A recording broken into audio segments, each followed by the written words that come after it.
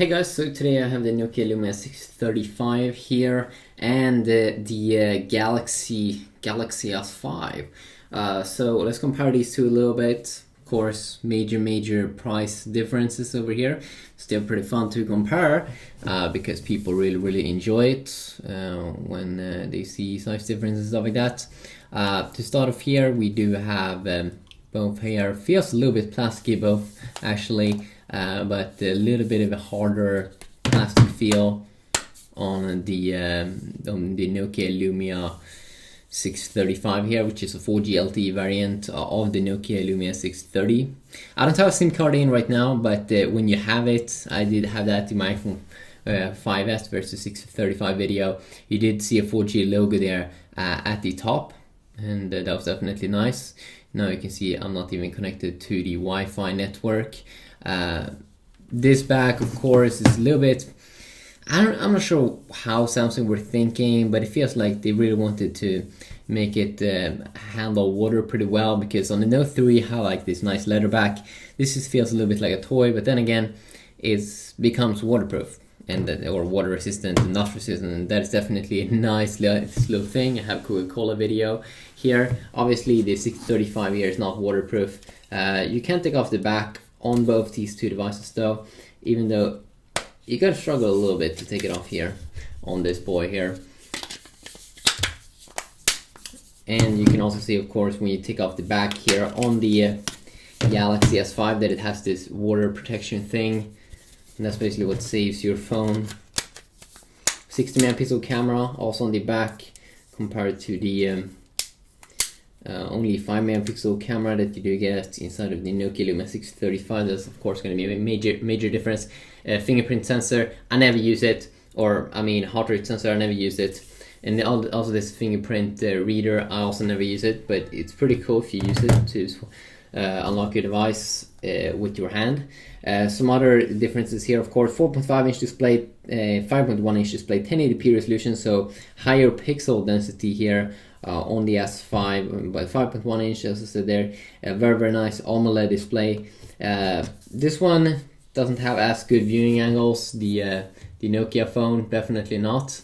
But then again, it has Windows Phone 8.1, which is the latest Windows Phone. You can see it runs pretty well here, or very well, and that's definitely go. It has a resolution of 480x854 4.5 inch display, so almost the size of a future iPhone is going to be, like 4.7 inch that we're expecting to see on the iPhone 6. 8 GB of internal storage, and I don't think Windows Phone games takes up as much as games in the Play Store. The bad thing though with this phone is only 512 megabytes of RAM, which means that you won't be able to you just won't be able to install cool things like GTA San Andreas if you don't hack your phone. I think there's some kind of way people have done it to install it on 512 megabytes of RAM devices, but it sounds pretty complicated, so I haven't been doing it. But some other things also include here, of course, compared to this one, has a 16 or 32 gigabyte variants. I think majority of retailers is going to sell the 16 gigabyte variant, of course, because that's usually what we do see here. Let's pop up the browser here on both Internet Explorer browser, and here you can see the display. There's a major difference. The display looks way better now inside of the browser on the baby, or I mean on the big S5. Also, it doesn't move around when you're moving around here on the screen. The phone stays at its place pretty well actually most of the time. Sure, it moves a little bit sometimes, but this one is pretty extreme. I mean, it's probably because of the slippery back. Yeah, the back is pretty slippery, which could definitely be annoying. The quality though, when you go in and out, seems to be pretty okay, which is definitely a go. Nice little thing there. Of course, when you are out like this, it looks a little bit pixelated compared to if you would do the same thing here on the S5's display. Snapdragon 801 here on the S5 versus Snapdragon 400 on the baby 635 1 2 GHz quad core A7 on this one. If it was Android, I wouldn't like 2 GHz A7, but now it's Windows Phone and I never really had a problem with it, so that's definitely nice. 2.5 GHz quad inside of this one, obviously kind of overpowered almost. Adreno 330 GPU inside of this one, so you could be able to play all of the latest awesome and epic games, and I already made tons of gameplay videos on that.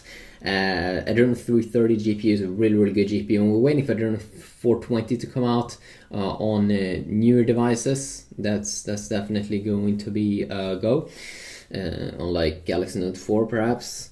Here we have Adreno 305, which can handle a majority of games. You can play Asphalt 8 and cool things like that with Adreno 305.